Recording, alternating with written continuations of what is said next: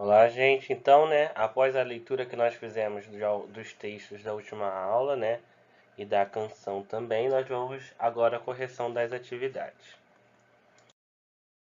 Então, só relembrando, primeiramente nós lemos dois textos, O primeiro, representantes de 9 nações que falam português se reúnem na ONU. E o segundo, Comunidade dos Países de Língua Portuguesa, CPLP. E aí, com base nesses textos, nós nos deparamos com os seguintes questionamentos. Então, qual é a organização citada nos dois textos lidos e quem são seus membros? Então, a Comunidade dos Países de Língua Portuguesa, a CPLP, seus membros são Angola, Brasil, Cabo Verde, Guiné-Bissau, Moçambique, Portugal, São Tomé e Príncipe, Timor-Leste e Guiné Equatorial. O texto 1 é uma notícia. Qual é o fato nela relatado? Então, a reunião de representantes das academias de letras de 9 nações lusófonas na sede da Organização das Nações Unidas, em Nova York, na véspera do Dia Internacional da Língua Portuguesa, em 2018. 3. Você classificaria o texto 2 como uma notícia?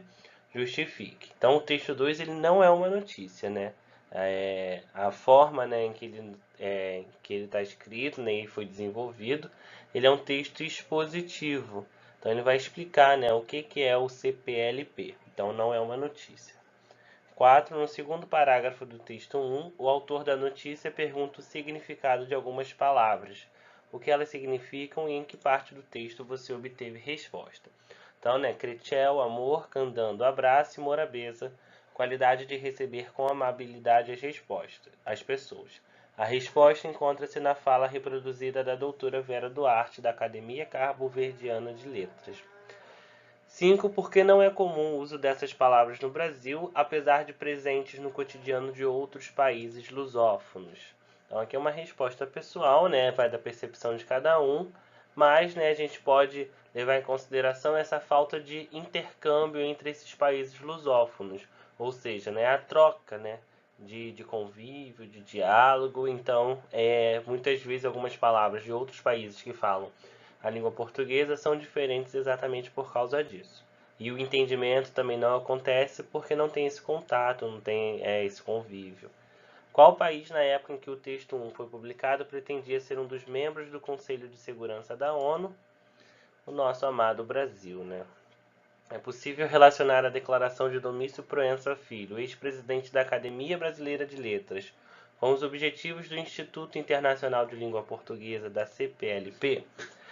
A defesa de que fazer mais visível e mais presente a língua portuguesa no mundo pode ajudar a ampliar a presença cultural, comercial e no campo do trabalho dos falantes do idioma tem relação com os objetivos do segundo LP, No caso aqui, IILP, desculpa. O planejamento e execução de programas de promoção, defesa, enriquecimento e difusão de língua portuguesa.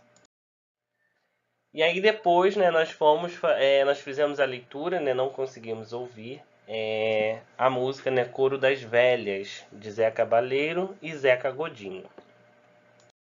E aí chegamos nas seguintes perguntas, Primeiro, leste dois trechos da música para responder a questão. Curioso, uma conversa em tabulei. Tenho já os meus 84 anos.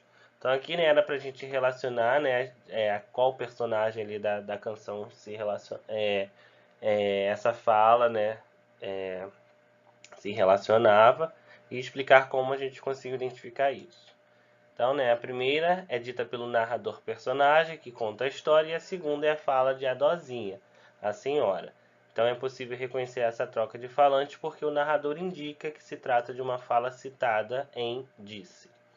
Que relação há entre a austeridade e a desistência de ser um moribundo afirmado por Adozinha? A austeridade, economicamente, é o controle de gastos. A senhora afirma, portanto, que, para controle de gastos, não é viável morrer, já que os funerais estão muito caros.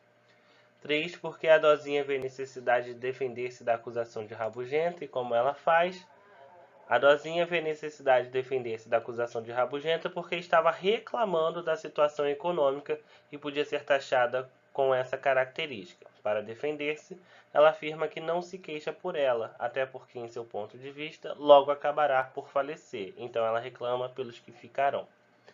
4. Eufemismo é a figura de linguagem que consiste em amenizar uma informação que não é agradável. Retire da música os eufemismos utilizados para fazer referência à morte. Então temos 3, né? Ir desta para melhor, pelos que cadeixo, ser um moribundo, e na verdade são 4. E apartar das outras velhas.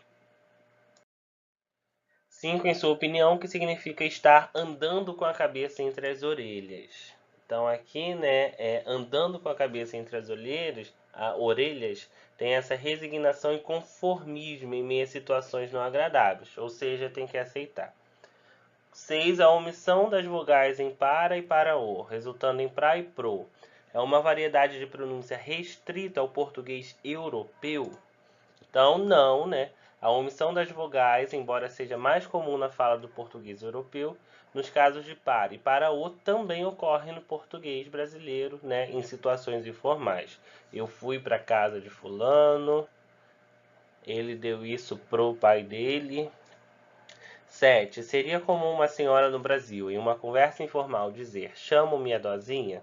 Então, aqui no Brasil, né, não seria comum, porque o português brasileiro, né, em situações informais, o pronome é colocado antes do verbo, me chamo.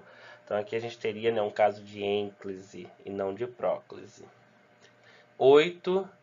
Há um esquema de rimas recorrente nas estrofes dessa canção. Qual é ele? Então, se a gente for perceber, né, as palavras que vão rimando nas estrofes, sempre vai acontecer, né, a primeira rima com a segunda, a terceira rima com a quarta. Então, aí nós temos um esquema AABB. 9. Durante a escuta da canção é possível reconhecer quem é o cantor brasileiro e quem é o português. Então, né, que como eu falei lá, a gente precisava ouvir, né, a canção para entender, mas sim, né, dá para a gente reconhecer quem é o brasileiro e quem é o português por causa exatamente da escuta. Então, esse reconhecimento acontece por meio da variedade de pronúncia de ambos.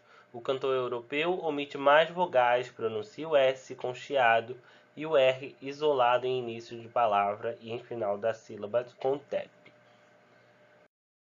Então é isso, pessoal.